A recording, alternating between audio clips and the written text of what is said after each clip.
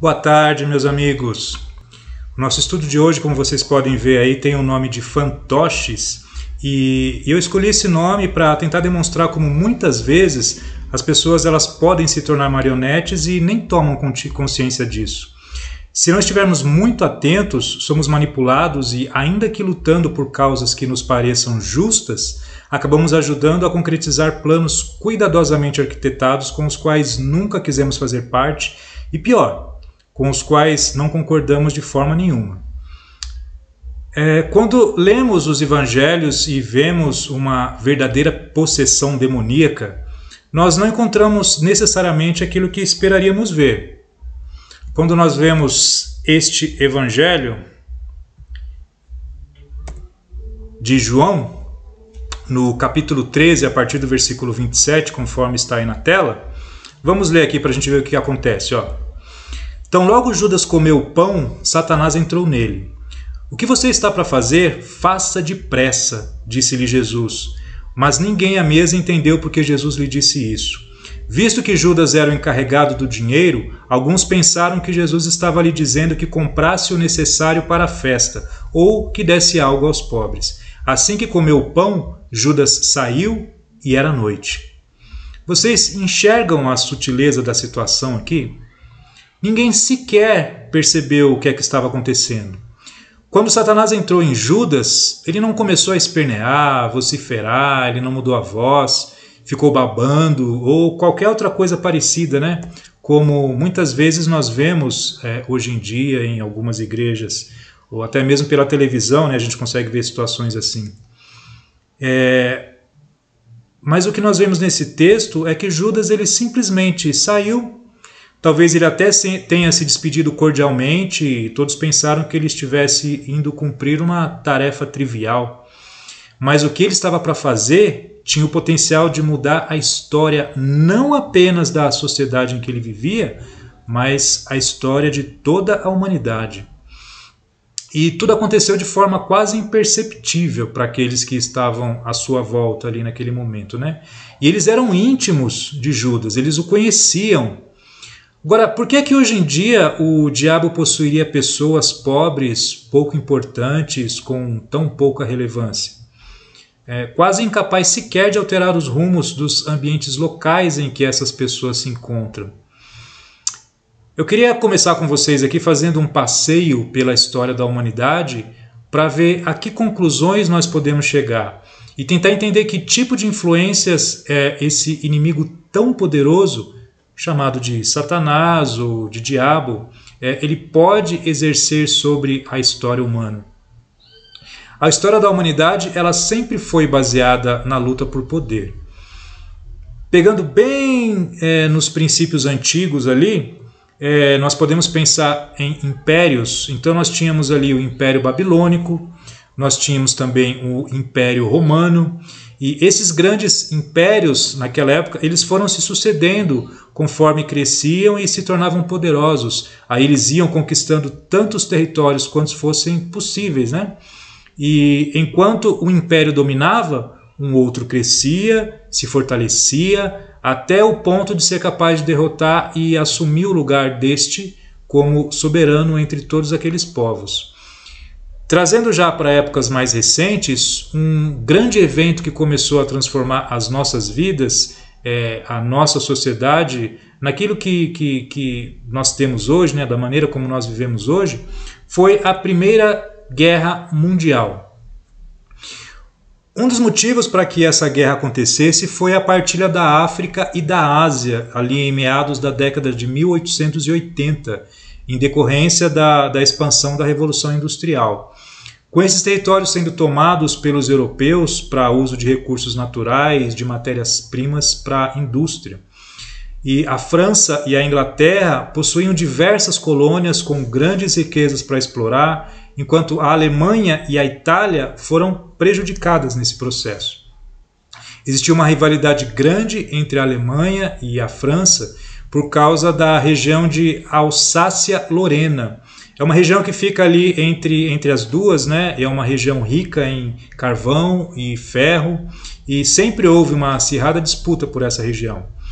E uma outra coisa também é que a Alemanha ela tinha o objetivo de unir todos os países de origem germânica com a intenção de formar um grande império.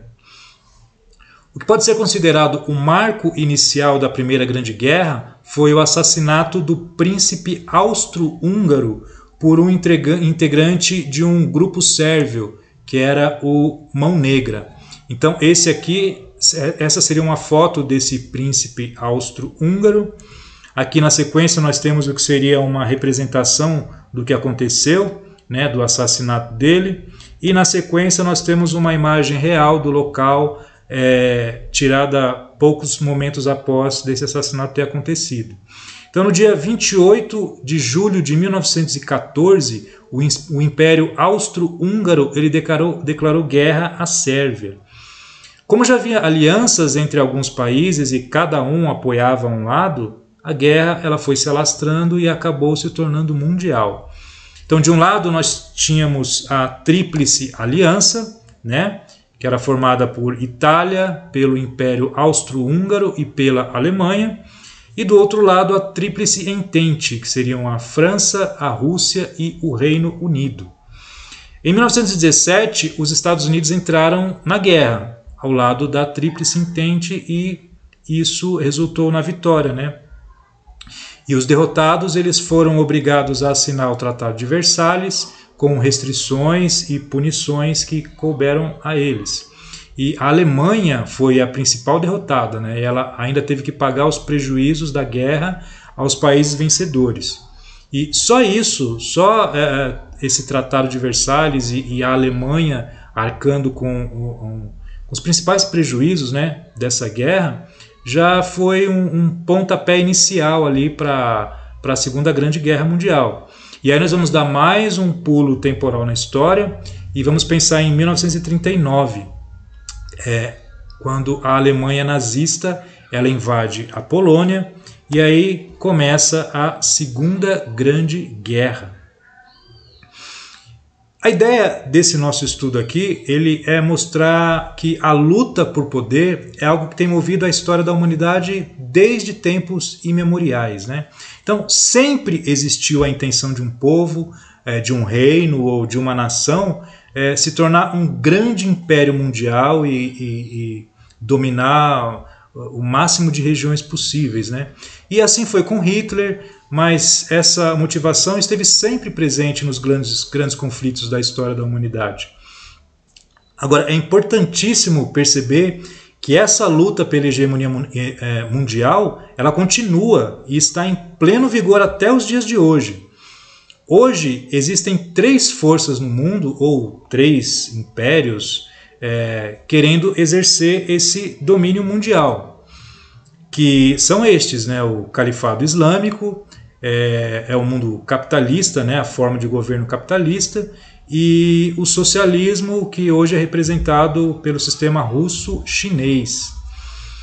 Até não muito tempo atrás eram os russos, né, que eram os grandes representantes aí do socialismo mundial, mas a China vem ganhando espaço e hoje ela almeja um sonho auspicioso, vamos dizer assim, e busca realmente colocar em prática seus planos de exercer uma influência e finalmente um governo com proporções mundiais, né?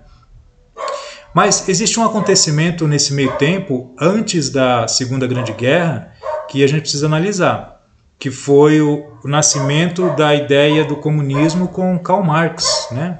Esse que aparece aí na imagem. Então, no comunismo, claro, tudo isso de uma forma muito resumida, né? Mas o problema da sociedade é que os patrões, os donos das fábricas, eles ficam ricos e os trabalhadores, aqueles conhecidos como o proletariado, eles são miseráveis e ficam cada vez mais miseráveis. Então Marx ele cria a ideia de que o proletariado deveria assumir o poder, acabar com os donos de fábrica ricos e todos deveriam trabalhar e receber de forma igual e com isso não haveria mais pobres, né? Evidentemente que isso na teoria é lindo, mas infelizmente é impossível de se colocar em prática. O que acontece na prática? Na prática, um grupo de pessoas precisa tomar o poder, criar uma ditadura do proletariado, acabar com a propriedade privada, assumir os meios de produção e aí o Estado controla tudo e todos através desta ditadura. Com o passar dos anos, as pessoas se acostumariam com essa vida e não haveria mais a necessidade da existência do Estado. Marx, ele defendia que as ideias socialistas e comunistas elas deveriam ser espalhadas entre as pessoas e com o tempo a revolução iria acontecendo naturalmente, né? Ele escreveu o Manifesto do Partido Comunista, junto com Engels, né, como aparece aí nesse livro. Agora, o que aconteceu na prática, né, em volta de todo este movimento? Em 1917, na Rússia, aconteceu uma revolução que derrubou a monarquia e levou Vladimir Lenin ao poder. Lenin, quando era muito jovem, ele leu o Manifesto do Partido Comunista de Marx, ele gostou, mas ele achou que em vez de esperar a revolução acontecer naturalmente, através da ideia se espalhando ali entre as pessoas, ele achou que eles deveriam pegar em armas e iniciar à força esse processo revolucionário. O resultado foi a criação da União Soviética, né, da União das Repúblicas Socialistas Soviéticas com um sistema de governo socialista. Com a morte de Lenin, aí Stalin vai assumir o comando e o resultado disso é de cerca de 20 milhões de mortos. E 20 milhões são nas contagens mais modestas, né? Alguns dizem que pode chegar aí a 60 milhões de mortos e os meus estudos, as minhas leituras me levam de fato a acreditar mais nesse número mais expressivo. Nesse processo, enquanto Stalin estava no poder, existe aquilo que ficou conhecido como Holodomor. Stalin ele cercou a Ucrânia, ele exportou toda a comida de lá e deixou 6 milhões de ucranianos morrerem de fome. Holodomor significa morte por fome ou morte por inanição, né? Isso em ucraniano. E as pessoas acostumaram-se a andar entre os mortos e moribundos pelas ruas. Existem muitos relatos de canibalismo também nessa época. Aquilo foi um horror. De fato foi um horror. Mas nós temos outros países também que adotaram essas ideias comunistas, né? A China de Mao Tse-tung, nós temos ali cerca de 60 a 80 milhões de mortos. Coreia do Norte, são 2 milhões de mortos. Nós temos a Cuba, de Fidel Castro. Alguns estudos dizem que houve ali mais de 100 mil mortos na Revolução Cubana, né?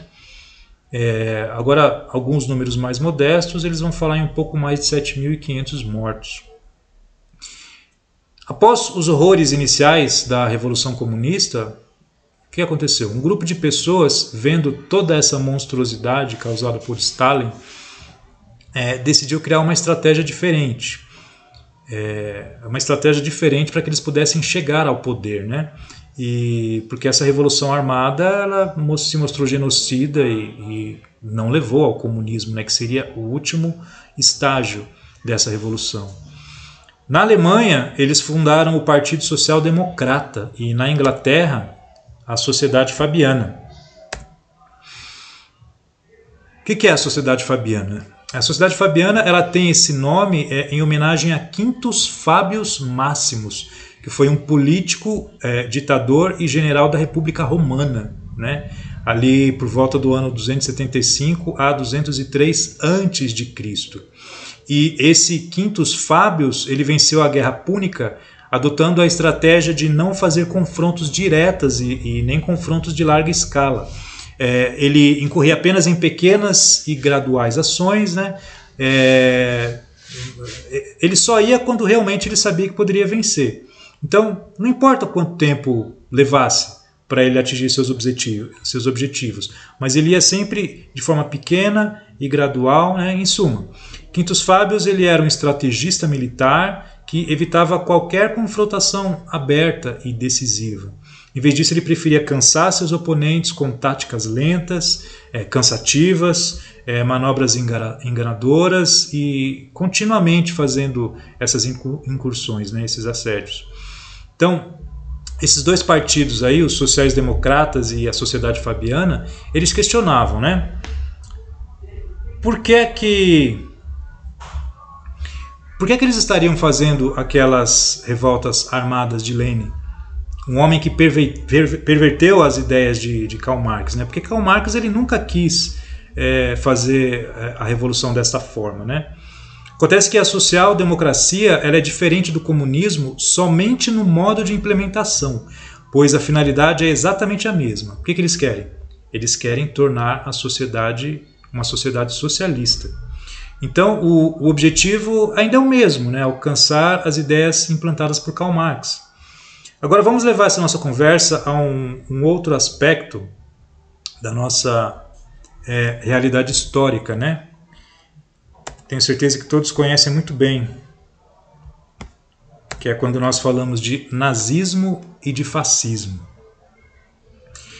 Tanto um como o outro, eles dependiam de estabelecer o poder com muito populismo, com muita centralização do Estado, né, para mudar as leis. O nazismo e o fascismo, eles são uma clara invasão à moral individual, às tradições do passado. Ambos lutam contra os meios de produção, contra países conservadores e que já estejam estabelecidos. E qual que é o resultado disso, né?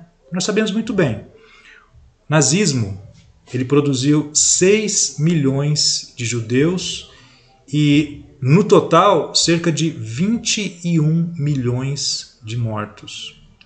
Já o fascismo na Itália, de Mussolini, produziu quase 500 mil mortes, né? Muito bem. Tendo visto tudo isso, nós chegamos agora ao momento mais importante desse nosso bate-papo aqui, né, desse nosso estudo que nós estamos fazendo. Porque nós vamos analisar o que é que define a nossa sociedade, como ela é nos nossos dias atuais. E para isso a gente vai precisar entender o que é a nova esquerda, o que é que se chama de nova esquerda.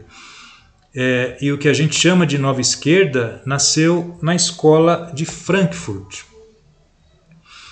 E o que eu vou fazer aqui é tentar demonstrar que a forma como boa parte da sociedade vive hoje em dia, muitas ideias que as pessoas acreditam e defendem, podem nem vir delas mesmas e não vêm das suas próprias convicções. E uma coisa importante é entender que a melhor forma de separar o que acontece no espectro político atual não é pensarmos em esquerda e direita, né? A gente ouve muito falar disso nos debates hoje em dia. Esquerda, direita, você é de esquerda, você é de direita, mas essa não é a melhor forma para nós encararmos isso, não. O melhor é pensarmos em conservadores e revolucionários, né? Até esse punho fechado aí que aparece na imagem, ele é bastante sugestivo e nós, sem fazer muito esforço, até podemos nos lembrar aí de alguns políticos, né, que fizeram esse gesto, né? Os conservadores, eles defendem as conquistas que a humanidade alcançou durante os séculos, durante os milênios, e quer ter cuidado para não perder tudo isso, né? Foi tão difícil conquistar aquilo que nós temos hoje em dia, temos que tomar cuidado para não perder. Já os revolucionários, eles querem mudar de forma rápida, como se tudo que foi conquistado até hoje fosse irrelevante ou fosse ultrapassado. É importante saber que os 3 pilares da civilização ocidental, eles são historicamente, conforme aparece aí, a filosofia grega, a moral judaico-cristã e o direito romano. É uma pena, mas nesse estudo eu não vou ter tempo de me aprofundar em tantos e tantos pontos que a gente está abordando aqui. Esse seria um ponto interessantíssimo de falarmos mais, mas aqui a ideia é só citar realmente e tentar fazer vocês, quem sabe, perceberem alguma coisa que não tenham percebido até então. Então, se a cultura ocidental ela é o que é hoje, tudo foi construído sobre esses 3 pilares. Agora, para os revolucionários isso não significa nada.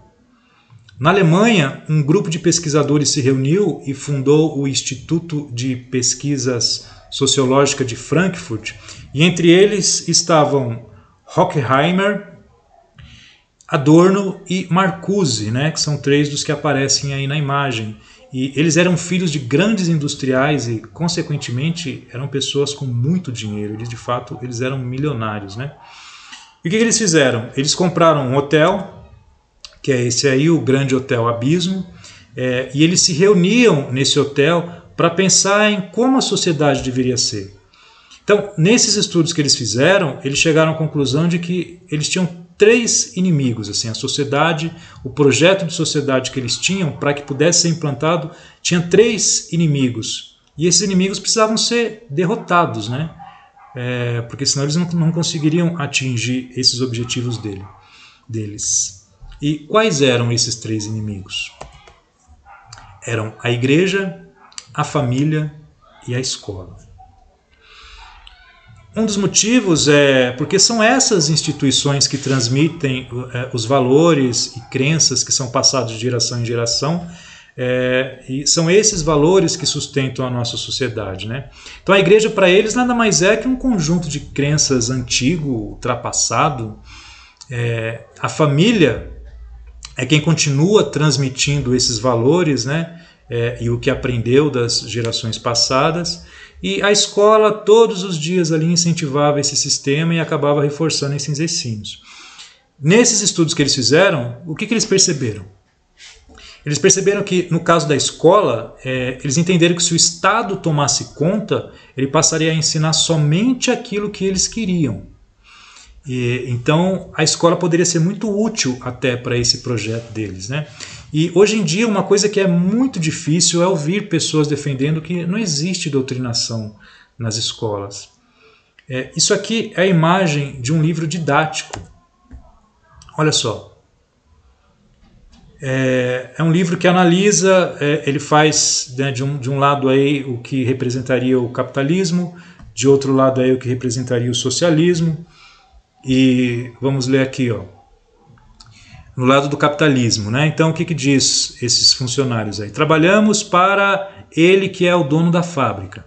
Então, propriedade privada, terras, minas, fábricas, bancos e empresas em geral pertencem à burguesia.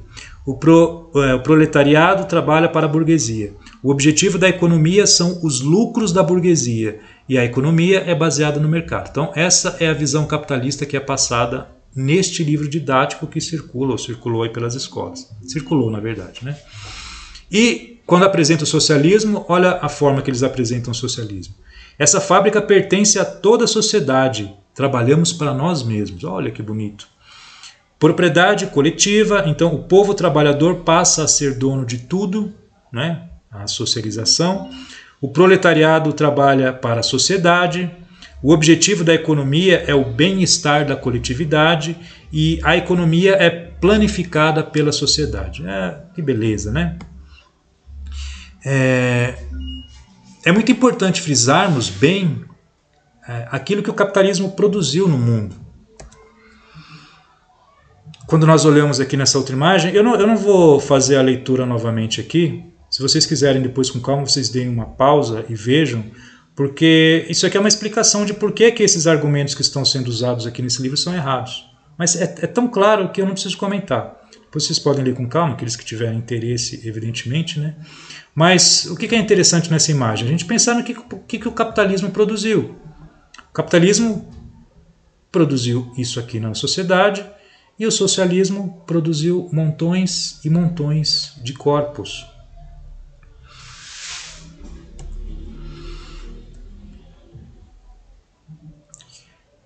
Nessa imagem aqui, temos mais alguns detalhes, né, de mais algumas coisas que o socialismo ele produziu ao longo da história, né?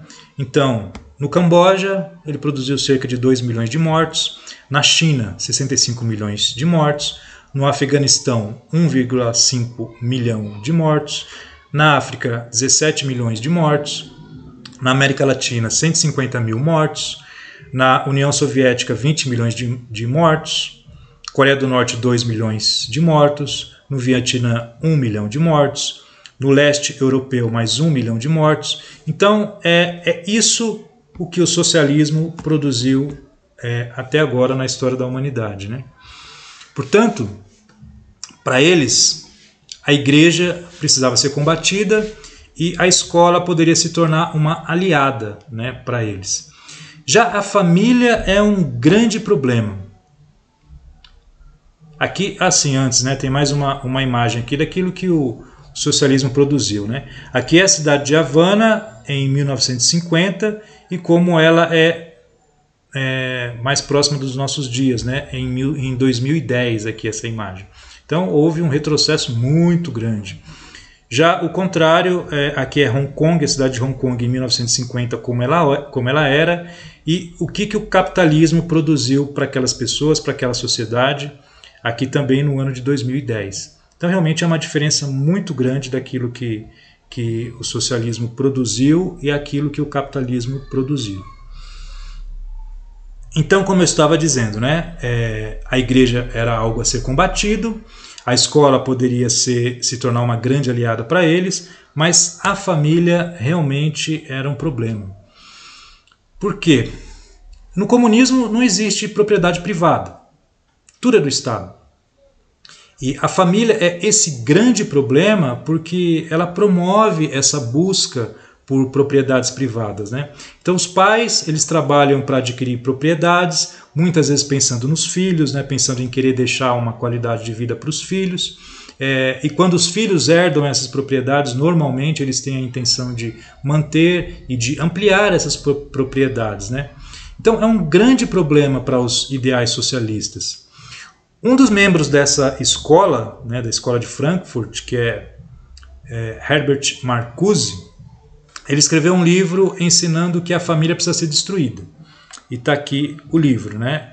É esse Eros e Civilização, uma interpretação filosófica do pensamento de Freud. Aí eu não sei se foi comigo, se foi uma dificuldade minha, mas eu tive muito problemas em conseguir ter acesso a esse livro para que eu pudesse lê-lo. E esse livro, ele propõe a liberação sexual para destruir a família monogâmica tradicional. Aqui usando uma linguagem própria do próprio autor aí, né? Então, para ele, não deveria existir qualquer restrição a práticas sexuais e de qualquer tipo. Bestialismo, pedofilia, necrofilia, até mesmo incesto e outras coisas que, sinceramente, nem vale a pena mencionar porque dá náuseas. Eu nem consegui ler esse livro inteiro, né? Eu tinha lido pessoas comentando sobre ele, eu tinha lido algumas pessoas que faziam comentários, mas depois eu consegui, como eu disse, encontrar o livro para que eu pudesse ler. Agora, por que tudo isso? Por que toda por que ele dizia que não deveria existir qualquer restrição a práticas sexuais? Principalmente um meio de promover a revolução da sociedade, né, para ele. Então, o pai seria um inimigo que oprime os filhos, que oprime a esposa. Isso vem desde a Grécia Antiga lá, né? Então seria uma ideia que estaria associada aí a Deus oprimindo a todos. Então é muito importante para atingir a família destruir esse conceito de pai, destruir a autoridade que o pai tem sobre os filhos no comando da família. Então a ideia deles era mudar a cabeça das pessoas de conservador, que respeita a tradição, para revolucionários, né? O que os revolucionários querem? Eles querem destruir todas essas ideias antigas e começar à força uma nova sociedade e uma nova maneira de viver. Por isso, eles entenderam que era tão importante tomar escola, pois as crianças seriam os hospedeiros da revolução. Então esses caras eles tiveram tanto sucesso no que eles fizeram que até parou-se, né, de associar o comunismo com os milhões de mortes ali do início das revoluções. E eles entenderam que precisavam mudar a maneira de fazer guerra. Então a guerra não deveria mais ser travada com armas e bombas, né, ou como foi travada em trincheiras na Primeira Guerra Mundial. Eles criaram com seus livros uma nova forma de fazer essas guerras, marcada pelo uso do feminismo, do gaysismo, da libertinagem. Utilizam-se também de pautas para a liberação de drogas, a contracultura. A ideia deles é utilizar dores verdadeiras da sociedade e transformar isso em impulsos para a revolução. No começo, a revolução se fazia com o proletariado, que eram os explorados. Com o tempo, o capitalismo deixou de parecer um monstro, porque as condições de vida das pessoas e da sociedade começou a melhorar. E não havia mais uma sede revolucionária naqueles trabalhadores, porque a maioria das famílias começou a viver melhor. Então no começo sim, havia muito abuso, eles trabalhavam muitas horas, eles ganhavam muito pouco, crianças trabalhavam e realmente alguma coisa precisava ser feita. Mas conforme esses ajustes melhorou a condição de trabalho, realmente a vida daquelas pessoas começou a melhorar, como continua melhorando até os nossos dias, né? Então dessa forma os empresários eles continuam ganhando dinheiro, os assalariados se sentem motivados a trabalhar bem, pois isso faz com que eles possam ter uma vida de relativo conforto.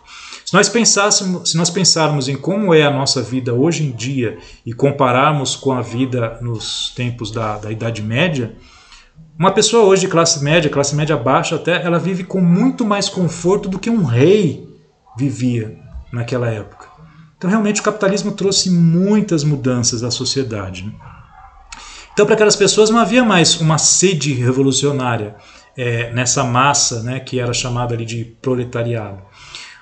Então o que aconteceu? Era preciso encontrar outras pessoas frustradas que comprassem essa ideia de uma revolução. A ideia do feminismo, que essas pessoas tiram vantagem, não tem, na verdade, nenhuma preocupação com as dores das mulheres e com o que elas realmente sofrem. O que está por trás desses ideais é destruir a família, colocando o homem contra a mulher, fazendo a mulher enxergar o homem como um opressor.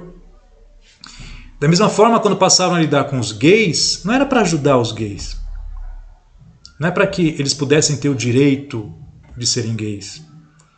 Mas criar uma comunidade gay que lute contra essa comunidade hétero-opressora.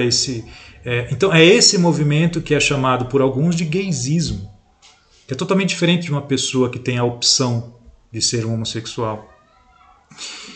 É preciso entender, existem gays na sociedade. Sempre existiram. Eles não vão desaparecer.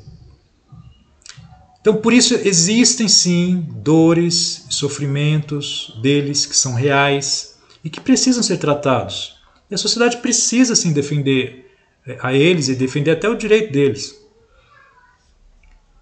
Da mesma forma que homens que agridem mulheres devem ser punidos, existe gente ruim na sociedade. Não importa onde eles estejam ou a quem eles estejam fazendo mal. Deveriam ser todos punidos. Não importa se o cara está batendo numa mulher, se está batendo num gay, se está batendo num negro, sabe, não faz diferença. Então, o segredo da escola de Frankfurt foi entender que eles poderiam agrupar essas minorias e se aproveitar delas, né? Tirar proveito delas. Então essas minorias elas teriam que defender não apenas as suas próprias causas individuais, mas elas tinham que abraçar a pauta revolucionária dessas pessoas. Então eles aproveitam para politizar o sofrimento dessas minorias e usam essas mesmas minorias para atingirem os seus propósitos. Querem ver o que dizia Lenin? Usaremos o idiota útil na linha de frente. Incitaremos o ódio entre as classes. Destruiremos a sua base moral, a família e a espiritualidade. Comerão as migalhas que caírem das nossas mesas. O Estado será Deus. A minoria organizada irá sempre derrotar a maioria desorganizada. Tá aí, gente, palavras do próprio Lenin. Então, por exemplo, aí, algumas ideias que incentivaram no feminismo. Por que o homem bate numa mulher? Não é porque ele é um doente ou mau caráter, que precisa ser preso ou punido, mas é porque a nossa sociedade é patriarcal, né? Então os homens eles são machistas, eles mandam nas mulheres, as mulheres são oprimidas. É dessa forma. É com essa narrativa que eles lidam com essa situação. Já no caso do gaysismo, é o mesmo processo.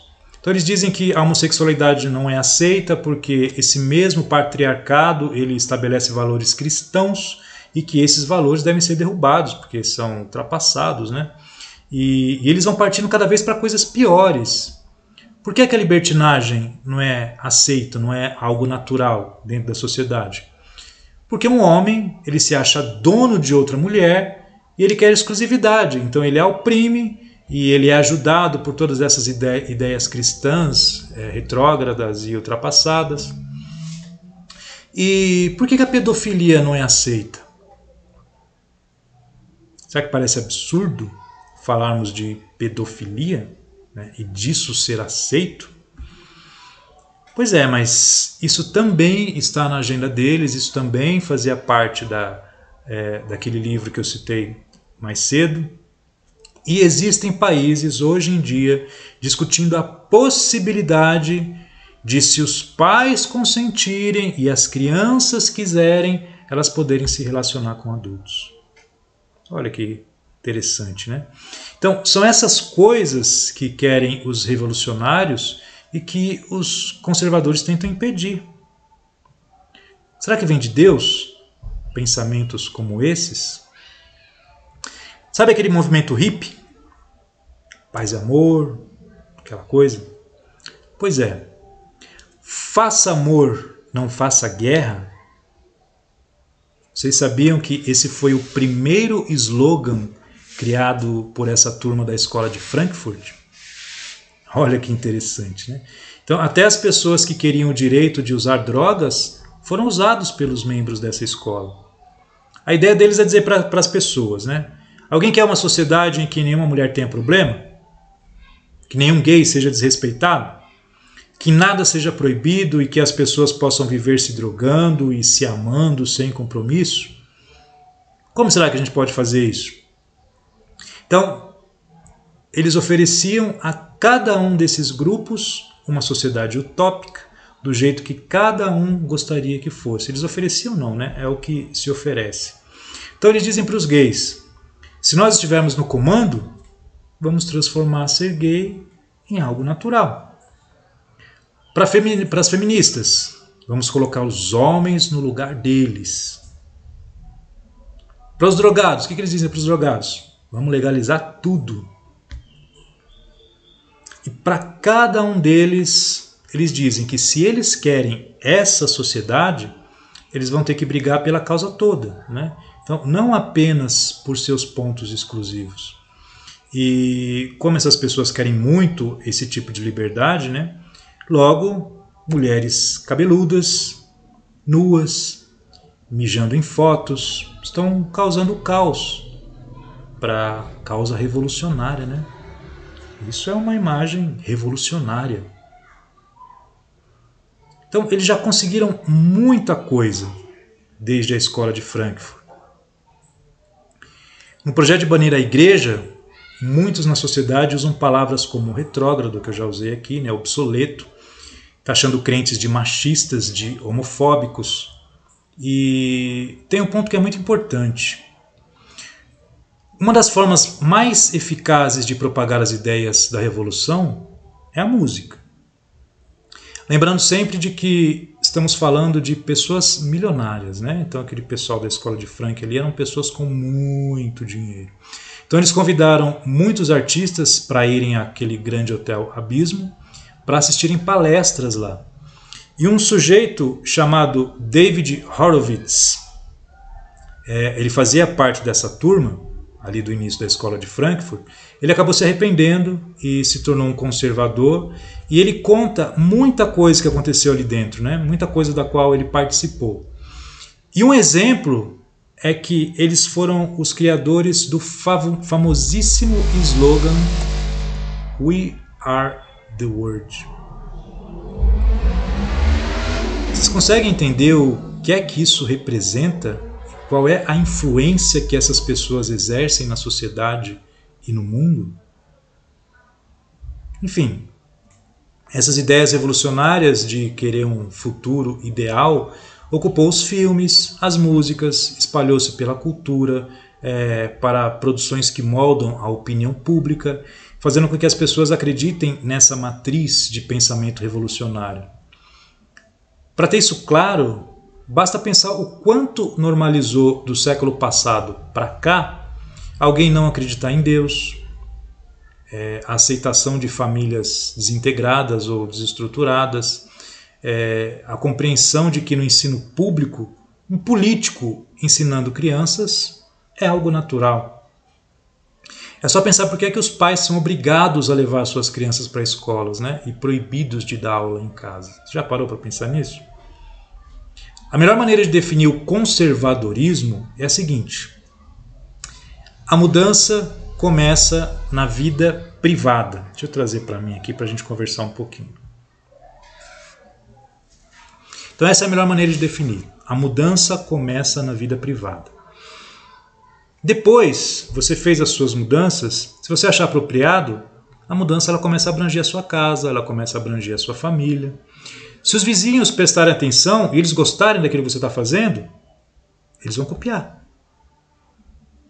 Se isso começar a crescer, tomar forma, os concorrentes de mercado, se eles acharem que aquilo pode dar lucro, eles também vão adotar. E se a cidade achar uma coisa maravilhosa, coloque em prática. Então, não é que o conservadorismo ele não admite mudança. Ele só exige que essa mudança ela seja lenta, ela seja estudada, seja uma coisa feita com calma e que comprovadamente venha para melhorar. Nós não podemos simplesmente jogar fora tudo aquilo que foi conquistado ao longo dos séculos em nome da vontade de uma minoria, que quer subjugar a vontade de toda a maioria. Eu entendo a preocupação daqueles que defendem o socialismo como uma forma de governo que, em teoria, se preocupa com os mais pobres. Agora, infelizmente, na prática, esse modelo de governo não produz aquilo que ele prega. Porque o fim último dos que buscam o socialismo não é o bem comum, mas a destruição da propriedade privada. Para quê? Para que o Estado seja o dono de tudo. E o Estado sendo dono de tudo, ninguém pode ser inocente ao ponto de acreditar que ele vai distribuir as riquezas de forma proporcional entre todos os cidadãos, né? Isso é uma utopia ingênua. Vê o que acontece na China. Ah, mas a China não é socialista. Meu amigo, realmente essa seria uma conversa bem profunda. Mas esse tipo de ideologia realmente é uma utopia ingênua. É completamente distante da realidade. Mais uma vez, é só olhar para aquilo que o socialismo produziu até hoje. Quanto mais poder o Estado consegue, mais poder ele concentra. E, infelizmente, toda a suposta preocupação com os necessitados, com as minorias, é apenas parte de um projeto de poder. E esse projeto teve início com essas mentes pensantes lá da escola de Frankfurt, aliado ao poderio financeiro que eles possuíam. E o que a sociedade tem se tornado hoje em dia é fruto do que eles começaram e do trabalho de filósofos, escritores, artistas e políticos que vêm dando continuidade aos projetos deles. E se hoje nós vemos nossos jovens preocupados com pautas LGBTs, com a discriminação que essas pessoas sofrem, que supostamente eles apenas querem ser felizes e exercerem o amor livre, isso nada mais é do que a concretização do projeto iniciado nessa escola. E tudo isso visa principalmente a destruição da família tradicional, porque sem destruir a família, o projeto de socialismo fica inviabilizado. Eu fico muito triste quando vejo pais que têm problemas em casa com a sexualização precoce dos seus filhos, defendendo políticos do espectro da esquerda, ou seja, revolucionários.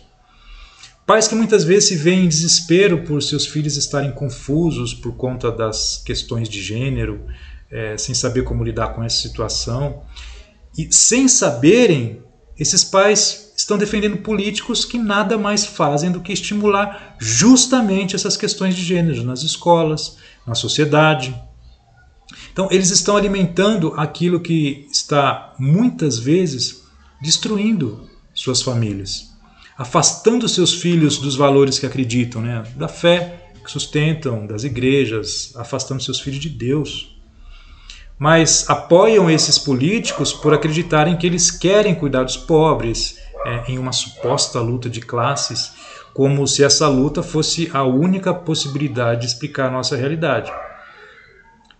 Agora, se você defende a existência da família tradicional, se você é cristão, se você acredita que todos devem ser livres para fazer suas escolhas, que os homossexuais devem ser respeitados, o que não significa que devam ser elevados a uma classe de pessoa superior, em que seus valores devem ser ensinados nas escolas e aceitos como o padrão ideal para a sociedade, né? Mas sim, eles devem ser respeitados, devem ser protegidos. Evidentemente existe uma série de outras questões, mas se de forma geral você concorda com isso, então, mesmo sem perceber, você é um conservador. E sendo um conservador, você deveria procurar entender melhor o que é que isso significa. Porque quando você apoia políticos de esquerda, que, insisto, são revolucionários, você está apoiando justamente aquilo que é contrário a tudo aquilo que você acredita e a tudo aquilo que você deveria estar defendendo. Agora, para terminar, voltando ali à questão proposta no início desse estudo, se o inimigo espiritual dos homens tem o poder de influenciar pessoas, assim como ele fez com Judas, e se ele quer afastar as pessoas e a sociedade cada vez mais de Deus e estimular cada vez mais valores que são contrários às vontades e os ensinos de Deus, confundir a cabeça das pessoas, né, principalmente dos nossos jovens, afastando os nossos jovens da verdade, da obediência aos pais, dos valores cristãos, da preocupação de constituir famílias, de viver de forma absoluta nas drogas, bebidas, na promiscuidade, na homossexualidade, enfim, tudo que nós estamos vendo hoje em dia na nossa sociedade. A quem você acha que o inimigo influenciaria, tendo esse poder que as próprias escrituras dizem que ele tem? Eles influenciariam pessoas com pouca significância para a sociedade, em igrejas, para serem expostas ao suposto poder de alguns pastores? Ou será que eles influenciariam pessoas com potencial real? Deixa eu voltar para cá. Ou será que eles influenciariam pessoas com potencial real de mudar toda a estrutura da sociedade, com recursos materiais, financeiros, intelectuais, para colocar um projeto dessa magnitude em prática? Minha busca com mais esse vídeo nada mais pode ser do que tentar fazer vocês pensarem. Principalmente aqueles que são verdadeiramente cristãos e que têm defendido pautas políticas que são diametralmente contrárias a todos os valores cristãos. Valores que corrompem a sociedade, incentivam a imoralidade sexual em suas mais diversas formas, que fazem todo o esforço para desacreditar o cristianismo, a Bíblia. E tudo isso como parte de um projeto que se iniciou nessa escola, com essas pessoas aí. E que desde então vem sendo sistematicamente colocado em prática. Agora, o que tudo indica, isso faz parte de um projeto ainda muito mais ambicioso. Não é um projeto apenas dessas pessoas que estão aí e daqueles que hoje em dia continuam se esforçando para colocar tudo isso em prática. É um projeto do Deus desse século, né? O Império das Trevas, que quer subverter a revelação de Deus. Então, meu desejo e minhas orações são de que, pelo menos, alguns de vocês parem para pensar e procurem verificar se tudo isso não faz sentido. Isso aqui, tudo que eu falei, é só uma introdução, tá, a esse assunto. Muito mais coisa precisa ser dito, muito mais coisa precisaria ser estudado, discutido, conversado, para que a gente pudesse entender profundamente essas questões. Porque se não nos preocuparmos com isso e continuarmos incentivando tudo aquilo que somos contrários, tudo aquilo que vai contra, né, os valores cristãos, tudo aquilo que vai contra o cristianismo bíblico, nós não seremos mais do que simplesmente fantoches. nas mãos de um grupo de pessoas poderosas que quer destruir a sociedade como nós conhecemos, que quer destruir a igreja, que quer destruir os valores cristãos, quer tirar a Bíblia de circulação. Agora, em última análise, né, nós seríamos fantoches justamente nas mãos do inimigo, que é quem nós mais queremos combater, que é o inimigo espiritual. E que a Bíblia descreve, né, como o pai da mentira. E como pai da mentira, ele não se sujeitaria a uma mentira menor do que uma que pudesse enganar toda a sociedade. E não apenas isso, né, mas enganar inclusive muitos cristãos sinceros e verdadeiros. Eu tenho visto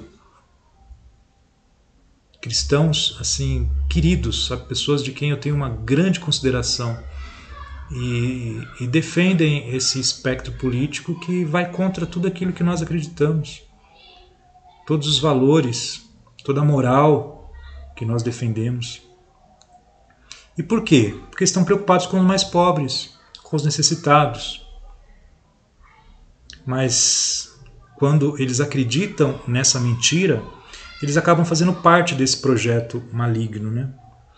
Então, meu pedido para vocês é que vocês reflitam, que vocês pensem no que eu tenho exposto aqui nesse estudo. Eu sei que isso tudo é como se fosse um mar, né? Aquilo que a sociedade vive hoje, aquilo que muitos de vocês acreditam. Imagine que isso seja um mar, né? Toda essa estrutura na qual nós vivemos e na qual talvez vocês acreditem. E o que eu estou dizendo aqui, imagine que possa ser apenas como uma gota. Essa gota batendo nesse mar e causando, quem sabe, reverberações. É só uma tentativa de fazer vocês pensarem. E como eu sempre digo, eu estou à disposição para que pudéssemos conversar. Muito mais coisa tem para ser dito sobre esses assuntos. Então, o que eu desejo é um grande abraço a vocês e que Deus abençoe a todos. Até um próximo estudo, Deus assim permitindo.